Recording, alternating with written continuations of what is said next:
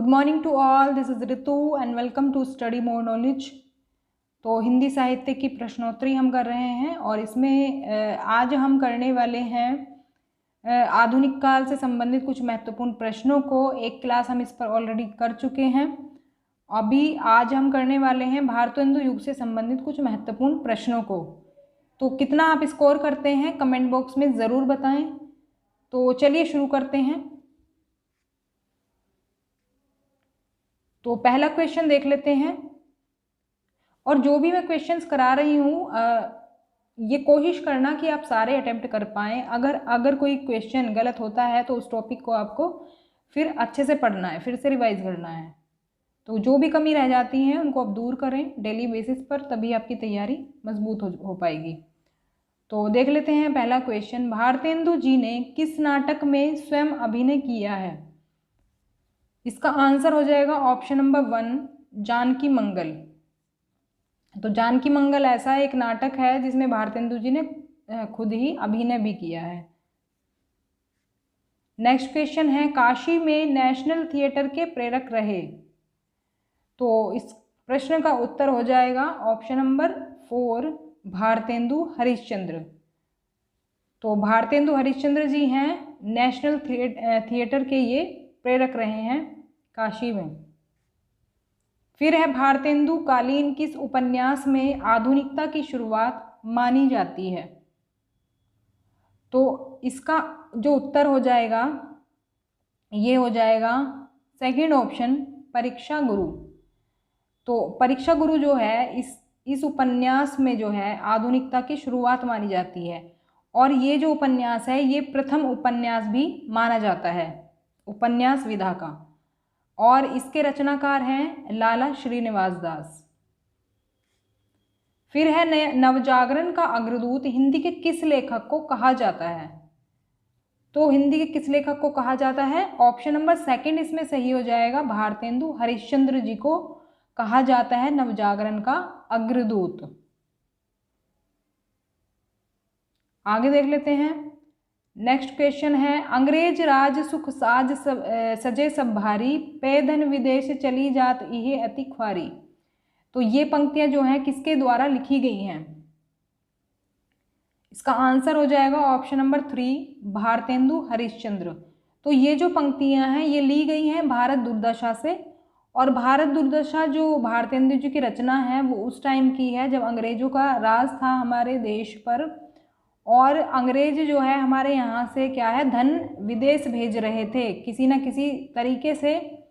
वो क्या करते थे, कच्चा माल खरीद लेते थे कम दाम पर और वहाँ पर इसका मतलब मैन्युफैक्चरिंग करके प्रोडक्ट का निर्माण करके क्या करते थे, यहाँ पर बहुत ज़्यादा कई गुना दामों पर बेचते थे। जिससे क्या होता था, हमारे जो देश का धन है वो विदेशों में चला जाता था। तो और भी कई तरीके अपनाते थे, मतलब इनडायरेक्टली हमारे देश का जो धन था वो विदेशों में भेजते थे ये।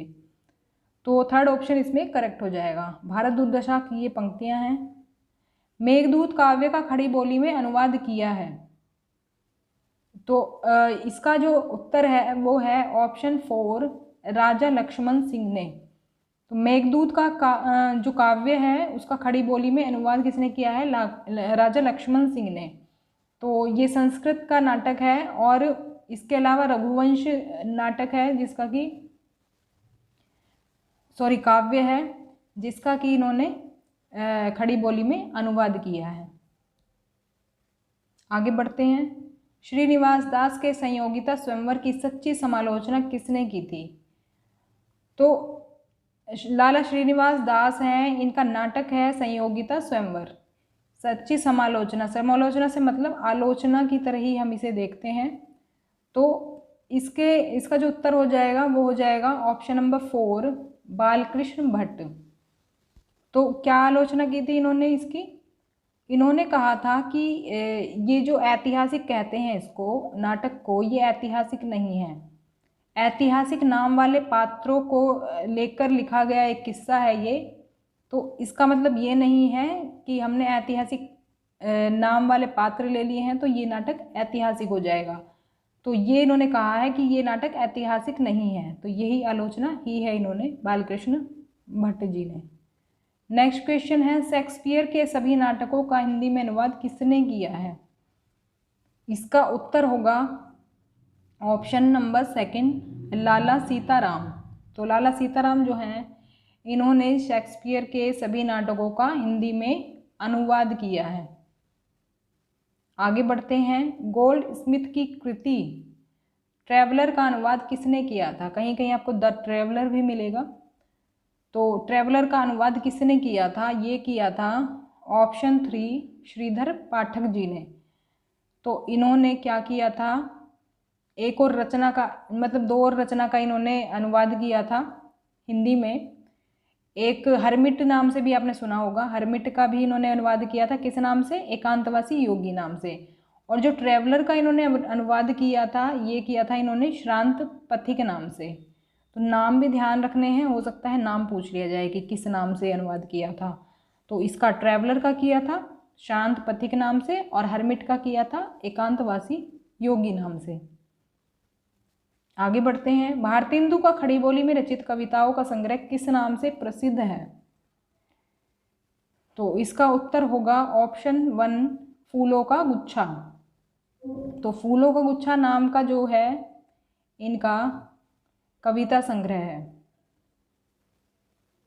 भारतेंदु ने अपना बलिया वाला ऐतिहासिक व्याख्यान दिया था।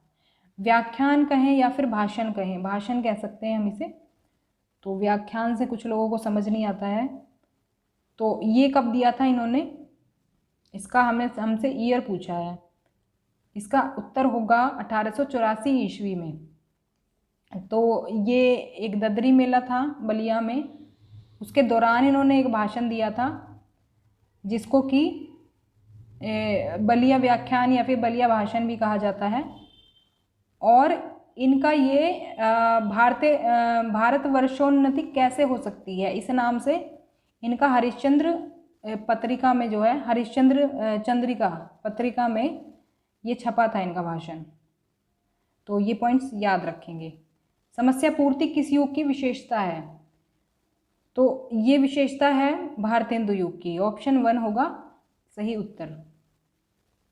भारतेंदु युग के नाटककार कौन है भाई? तो भारतेंदु युग के नाटककार होंगे ऑप्शन 1 श्रीनिवास दास। लाला श्रीनिवास दास इनका पूरा नाम है। तो पहला ऑप्शन जो है सही उत्तर होगा इसमें। फिर है भारतेंदु युग का कवि कौन सा कवि पुष्टि मार्ग में दीक्षित था? तो इसका जो उत्तर होगा वो होगा ऑप्शन 2, ये हैं भारतेंदु हरिश्चंद्र। तो ये कृष्ण भक्त भी हैं, पुष्टि मार्ग में भी दीक्षित थे ये और कृष्ण भक्त भी थे। नेक्स्ट क्वेश्चन है, गद्य रचना को एक कला के रूप में ग्रहण करने वाले कलम की कारीगरी समझने वाले लेखक कौन थे? तो ये लेखक थे ऑप्शन 2 बद्री नारायण चौधरी प्रेमघन। आगे बढ़ते हैं, निम्नलिखित में से कौन भारतेंदु युग के कवि हैं? तो भारतेंदु युग के कवि जो हैं ऑप्शन देख लेते हैं। ये है फर्स्ट ऑप्शन हरिश्चंद्र, मतलब भारतेंदु हरिश्चंद्र, बद्री नारायण चौधरी प्रेमघन, प्रताप नारायण मिश्र और अंबिका दत्त व्यास जो हैं ये हैं भारतेंदु युग के कवि। तदीय समाज से किसका संबंध था? तो तदीय समाज से संबंध था भारतेंदु हरिश्चंद्र जी का, और ये हम क्वेश्चन ऑलरेडी कर चुके हैं आधुनिक काल में। तो भारतेंदु जी का संबंध था। कभी कभी मैचिंग में पूछ लिया जाता है, जैसे आर्य समाज से कौन संबंधित है, ब्रह्म समाज से कौन संबंधित है, उसी में आपको ऑप्शन मिल जाएगा तदीय समाज से कौन संबंधित है। इस तरह से क्वेश्चन पूछे जाते हैं इस तरह के।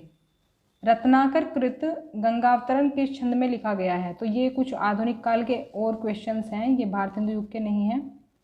तो किस छंद में लिखा गया है ये ऑप्शन 2 इसका करेक्ट होगा, रोला छंद में। तो जगन्नाथ रत्नाकर हैं इनका पूरा नाम जो लेखक हैं इसके, और गंगावतरण में इनके रोला छंद मिलते हैं। उद्धव शतक की हमको लिख्यो है कहा, हमको लिख्यो है कहा, हमको लिख्यो है कहा कहन सबे लगी, में पुनरुक्ति द्वारा क्या बोध होता है? पुनरुक्ति मतलब जो ये रिपीटिशन हुआ, मतलब ये जो दोबारा दोबारा लाइनें दी गई हैं, हमको लिखा है, कहा बार बार दिया हुआ है, ये भी इसको पुनरुक्ति कहा जाता है। तो पुनरुक्ति द्वारा क्या बोध होता है? इसका उत्तर होगा ऑप्शन 3, भावोत्कर्ष। इसके बाद है कथन और कारण आ गया है। कथन और कारण, देखो कथन दिया हुआ है और कारण दिया हुआ है। इस तरह के क्वेश्चन कैसे करते हैं? इसमें सबसे पहले तो हम देखो ट्रू और फॉल्स देखते हैं, मतलब सही और गलत ऑप्शन देखते हैं, सही है या गलत है ऑप्शंस। सबसे पहले हम देखेंगे भारतेंदु युग के आते आते हिंदी में अनेक पत्र पत्रिकाओं का प्रकाशन आरंभ हो गया था। तो बिल्कुल सही बात है, ये स्टेटमेंट सही है। और भारतेंदु युग के सभी लेखक पत्रकार थे। उपयुक्त वक्तव्यों के आधार पर नीचे दिए गए विकल्पों में से सही विकल्प चुनिए। तो देखिए दोनों पहले तो आपको देखने होंगे सही हैं या गलत हैं, उसके बाद आप देखते हैं कि व्याख्या सही है कि नहीं है। तो इसके बीच में आप क्योंकि लगा कर देखें, जैसे कि आपका ये पहला वाक्य है कथन, भारतेंदु युग के आते आते हिंदी में अनेक पत्र पत्रिकाओं का प्रकाशन आरंभ हो गया था क्योंकि भारतेंदु युग के सभी लेखक पत्रकार थे। अब इसका उत्तर अगर हम देखें तो ये हो जाएगा ऑप्शन नंबर 3। तो ऑप्शन 3 में क्या है, देखो ए और आर दोनों सही हैं और ए की सही व्याख्या आर है। तो पहला जो कथन है, देखो अभी तो हमने ये आंसर देखा है, लेकिन इसको हम अब हमें सोल्व कैसे करना होता है कथन और कारण को, क्योंकि इसमें अक्सर लोग कंफ्यूज होते हैं। पहले तो आप दोनों को देखें कथन और कारण को कि सही है या गलत है। अगर दोनों में से एक गलत होता है तो आपका काम वहीं पर ख़त्म है, मतलब कि वही ऑप्शन आप सेलेक्ट कर लेंगे, गलत है या सही वाला। और अगर दोनों सही निकलते हैं तो फिर आप एक्सप्लेनेशन वाला भी देखेंगे कि एक्सप्लेनेशन मतलब उसका बीच में क्या करेंगे, क्योंकि लगा कर देख लेंगे, फिर आपको पता चल जाएगा। तो अब क्योंकि ये दोनों स्टेटमेंट सही हैं तो इसीलिए हमें ये व्याख्या वाला भी चेक करना होगा। तो व्याख्या भी इसकी बिल्कुल सही दी हुई है, तो इसीलिए हमारा थर्ड ऑप्शन करेक्ट हो जाएगा। ए और आर दोनों सही हैं तथा ए की सही व्याख्या आर है। तो ये थे हमारे आज के क्वेश्चंस हिंदी साहित्य के। वीडियो पसंद आई हो तो लाइक करें, शेयर करें, चैनल सब्सक्राइब नहीं किया है तो कर लें, क्योंकि इसी तरह की इन्फॉर्मेटिव वीडियोस आपको मिलती रहेंगी इस चैनल पर। तो मिलते हैं नेक्स्ट वीडियो में, तब तक के लिए stay connected and keep watching study more knowledge. Thanks for watching.